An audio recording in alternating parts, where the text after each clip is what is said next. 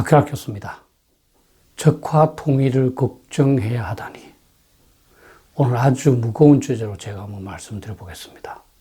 제가 이 유튜브를 찍게 된 배경을 말씀드리면, 북한은 지난 1월 5일에서 12일 사이에 실시된 제8차 당대회를 통해서 핵 무력을 활용해서 적화 통일을 추진하겠다는 의도를 명시했습니다. 상당수 전문가도 그렇게 인식하고 있습니다. 그러나 정부는 말할 필요도 없고 보수 지향의 언론 이외에는 이에 대해서 모두 침묵하고 있습니다. 국민들도 이에 대해서 전혀 주의를 기울이지 않고 정부의 말을 듣고 편안하게 시간을 보내고자 하고 있습니다. 트로츠키의 말이 기억납니다. 그대는 전쟁을 잊고자 하지만 전쟁은 그대를 잊지 않는다. 전쟁은 우리가 피하고 싶다고 해서 피해지는 것이 아닙니다. 우리의 모든 불행이나 고통과 마찬가지로 우리가 맞설 때 전쟁을 없앨 수 있는 겁니다. 회피하면 할수록 다른 모든 것과 마찬가지로 전쟁은 더욱 우리한테 참혹하게 다가올 겁니다. 지난 북한의 제8차 당대회의 결정을 보면 노동당 규약을 개정했는데요. 그 내용을 보면 강력한 국방력으로 근원적인 군사적 위협들을 제압해서 조선반도의 안정과 평화적 환경을 수호한다는 사항이 포함되어 있습니다. 근데 이것을 노동신문에서는 어떻게 설명했느냐 하면 강력한이겠죠. 국방력에 의거해서 조국 통일의 위협을 앞당기려는 우리 당의 확고부동한 입장의 반영이라는 겁니다. 조국 통일을 앞당기겠답니다. 그리고 제8차 노동당 대회에서 결론적으로 김정은은 핵전쟁 억제력을 강화하면서 최강의 군사력을 키우는데 모든 것을 다해야 한다고 강조했습니다. 무력을 통한 조국 통일에 준비하라, 이런 말이겠죠. 누가 봐도 이번 북한의 노동당 당대회에서 토의된 것은 핵 무력으로서 적화 통일하겠다는 것이고, 결정된 것은 그 의지의 표현이고 계획의 시작입니다. 그런데 우리 정부, 언론, 우리 국민들은 이것을 애써 회피하고 있는 셈이죠. 일반 국민들은 크게 주목하지 않았지만 상당수 전문가들은 적화 통일이라는 용어를 사용하면서 경고하고 있습니다. 이신화 이화여대 교수는 1월 19일 문화일보 기고한 글에서 문정부 늦었지만 탈북할 때다 라는 제목하에 북한의 통미봉남과 대남 적화 통일 전략 목표는 한 번도 바뀐 적이 없다, 이렇게 말하고 있습니다. 홍관희 전 고려대 교수도 서울경제에 1월 17일 기고한 글에서 미 혼란 틈새 노린 북의 첨단 핵 협박이라는 제목하에 북한의 핵 개발은 6.25 전쟁 직후부터 기획되고 추진되어 온 한반도 적화 통일을 위한 중요한 전략적 수단이다, 이렇게 말했습니다. 또 최강 아산연구원 부원장도 조선일보에 1월 19일 기고한 글에서 한국판 스톡홀름 증후군을 우려한다는 제하에 북한은 핵 보유국 지위를 인정받아 남북관계에서 주도권을 장악하고 북한 주도의 적화 통일을 달성하려 한다, 이렇게 말하고 있습니다. 제가 뽑은 것은 신문에 기고한 내용입니다만 유튜브, 페이스북 이런 다양한 매체를 통해서 많은 전문가들이 이제 북한이 적화 통일의 목표를 분명하게 명시했다, 이제 큰일 났다, 이렇게 경고하고 있습니다. 한 가지 주목해야 할 사항은 중국의 소장학자인 자오퉁도 북한의 적화 통일 야욕을 경고하고 있다는 겁니다. 이 사람은 칭화대 카네기 센터의 연구원인데요. 1월 20일 수면 위로 드러난 북한의 핵 보유 전략과 글로벌 안보에 끼치는 영향이라는 제목의 칼럼을 기고를 했습니다. 그 내용을 통해서 향후 북한은 전략과 전술 이중 핵 역량으로 미국의 군사 간섭을 막고 한국에 대한 군사적 압박 능력을 키워 최종적으로 북한이 희망하는 방식으로 민족 통일을 실현하려 할 것이라고 전망하고 있습니다. 그러면서 북한은 전술 핵무기를 선제 사용해서 전장의 열세를 반전시키거나 적을 심리적으로 억제할 것이라고 북한의 도발 형태까지 진단하고 있습니다. 이 기고문은 중앙일보에서 보도해서 제가 알았습니다. 그래서 제가 칭화대 카네기 센터 홈페이지를 찾아 들어가서 원문을 찾아보려고 그랬는데요. 찾지 못했습니다. 그 사이에 내렸는지 모르겠습니다. 또 제가 지난번에 신뢰할 만한 북한 전문가라고 제가 소개드린 곽길섭 전 국정원 북한 분석관이 1월 14일 날 데일리 NK에서 기고한 당대회에 대한 분석입니다. 그는 이번 당대회의 핵심 키워드는 핵과 정면 돌파전이라는 겁니다. 그러면서 제가 말씀드린 대로 국방력에 의거하여 조선반도의 영원한 평화적 환경을 보장하고 조국 통일의 역사적 위협을 앞당긴다는 문구를 추가해서 핵무기를 포기하지 않는다는 것과 무력에 기초한 대남 적화 통일 의지를 노골화했다. 이렇게 평가하고 있습니다.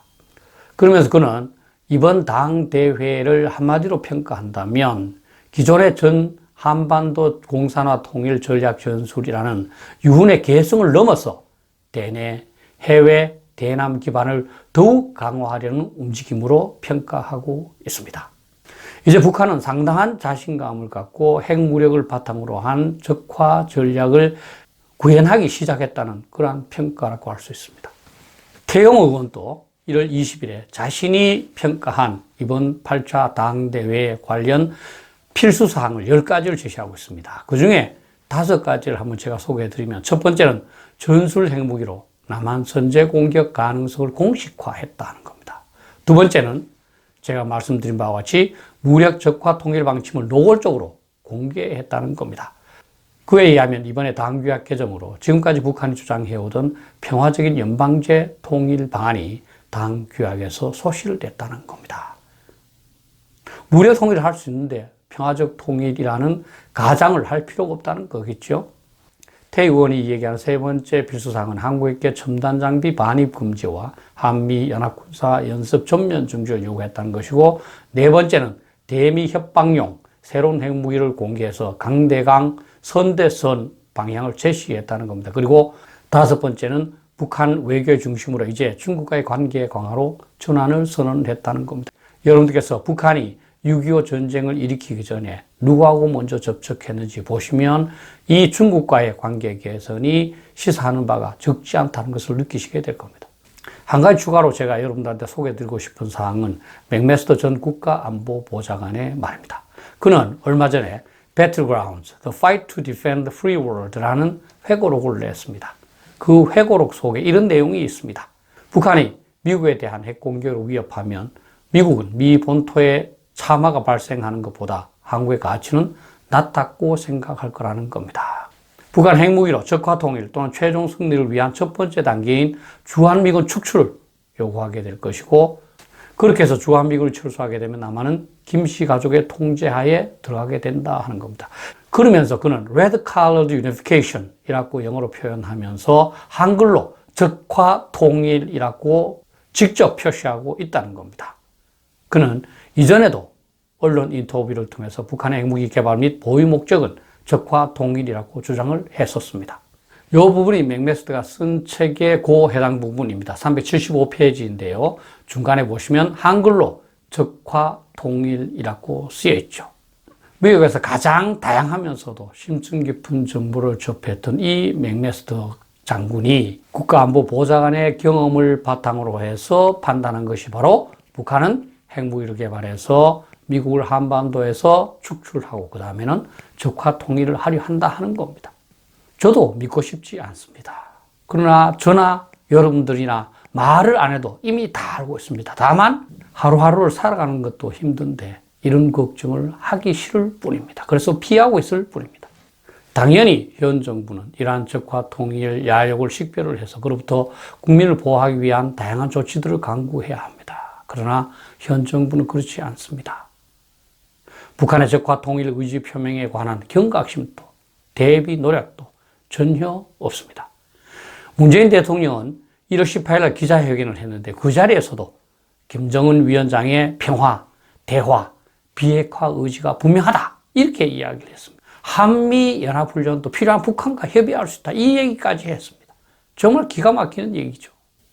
또 1월 21일 국가안보회의 전체 회의를 개최해서도 한반도 평화 프로세스는 선택이 아니라 반드시 가야만 하는 길 이라면서 하노이 회담 결렬 이후 오랜 교착 상태를 하루속히 끝내고 북미 대화, 남북 대화의 새로운 돌파구를 마련해 평화의 시계가 다시 움직여 나가도록 최선을 다해 줄 것을 당부한다. 이게 하느님이 하는 말이죠.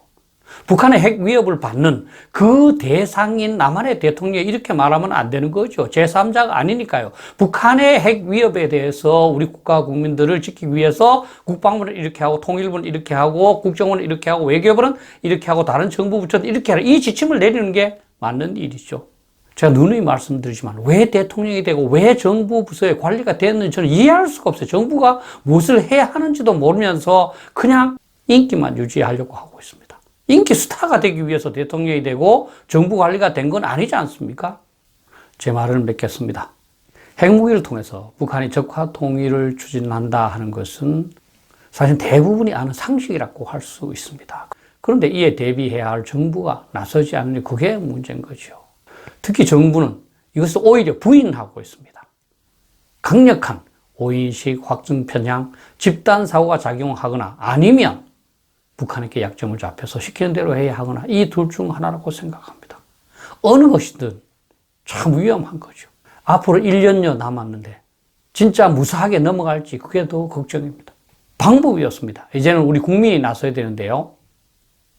국민 한 사람의 역할은 굉장히 제한됩니다. 따라서 국민 개개인이 친지, 자식 주변 인사들에게 차근차근하게 북핵 위협을 설명을 해서 많은 국민들이 걱정하도록 하고 정부에 압박하도록 하는 수밖에 없습니다.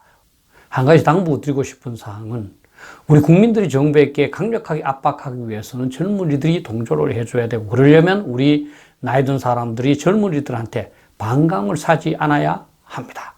우리 모두 일상생활에서 모범적인 태도를 가짐으로써 젊은이들이 우리 스스로를 존경하고 우리 말을 듣도록 합시다. 그리고 어른다운 점잖은 언행을 합시다. 이런 나름대로의 솔선수범이 100마디 설명보다도 더욱더 젊은이들한테 효과가 있으리라고 생각을 합니다. 내가 달라지지 않으면 어떤 것도 달라지지 않습니다. 내가 달라지지 않고 다른 사람한테 달라지라고 하는 것은 오히려 소음만 일으키고 문제만 더욱 복잡하게 만들 뿐입니다. 감사합니다.